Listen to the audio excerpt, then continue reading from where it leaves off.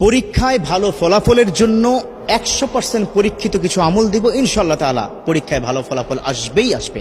অনেক বড় বড় ইসলামিক স্কলাররা তারা কোরআন এবং হাদিস লব্ধ জ্ঞান থেকে গবেষণা করে 3টি বিষয়কে বাছাই করেছেন। কয়টা বিষয়?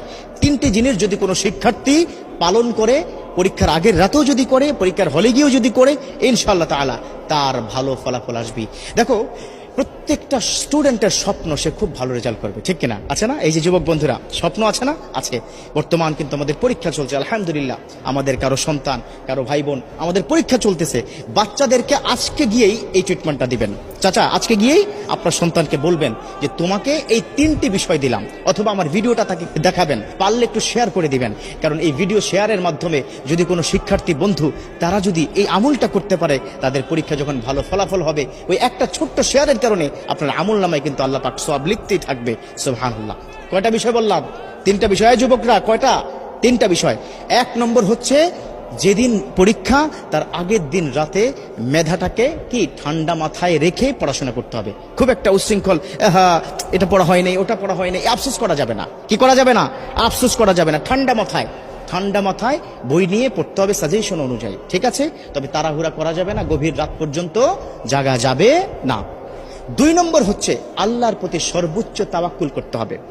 বিশ্বনবী সাল্লাল্লাহু আলাইহি ওয়াসাল্লাম তিনি কিন্তু এই বিষয়টাকে খুব বেশি পরিমাণে গুরুত্ব দিয়েছেন। আর আল্লাহ পাক নিজেই তো বলে দিয়েছেন, ওমা ইয়াতাওয়াক্কাল আলাল্লাহ ফাহুয়া হাসবুহু, those the people are depend on almighty, Allah is good enough for হিম।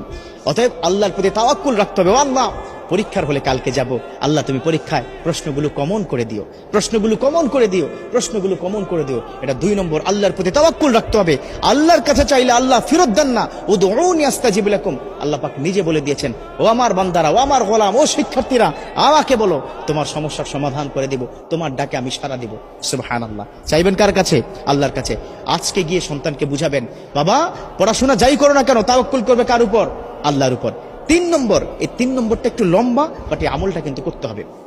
3 নম্বর আমলটা হচ্ছে, তুমি যখন পড়তে বসবে তখন রব্বি জিদনি ইলমা এটা পড়বে। রব্বি ইয়াসসির ওয়ালা তুআসসির ওয়া তাম্মিম আলাইনা বিল খায়র, কোরআনের কিন্তু আয়াত। এটা 2 সূরা থেকে 2টো আয়াত সংমিশ্রণ করে অনেক আল্লাহর ওলিরা তাদের যারা অনুসারী তাদেরকে বলেছেন যে এই 2টো আয়াত যদি কোনো সন্তান পড়তে থাকে, তিনি যা পড়বেন দ্রুত মুখস্থ হবে এবং সেটা মাথায় থাকবে। কথা ক্লিয়ার? রব্বি জিদনি ইলমা, রব্বি ইয়াসসির ওয়ালা তুআসসির ওয়া তাম্মিম আলাইনা বিল খায়র, এটা পড়তে হবে পড়ার আগেই। এবং সকালবেলা ঘুম থেকে উঠে মেন্টালি ফ্রি থেকে একদম ফ্রেশ হয়ে উজু করে তারপরে যা কিছু প্রয়োজন পরীক্ষার হলে যাওয়ার জন্য সেগুলো হাতে নিয়ে বিসমিল্লাহি তাওয়াক্কালতু আলাল্লাহ বলে কিন্তু ঘর থেকে বের হতে হবে। একটা টিপস দিব, সেটা হচ্ছে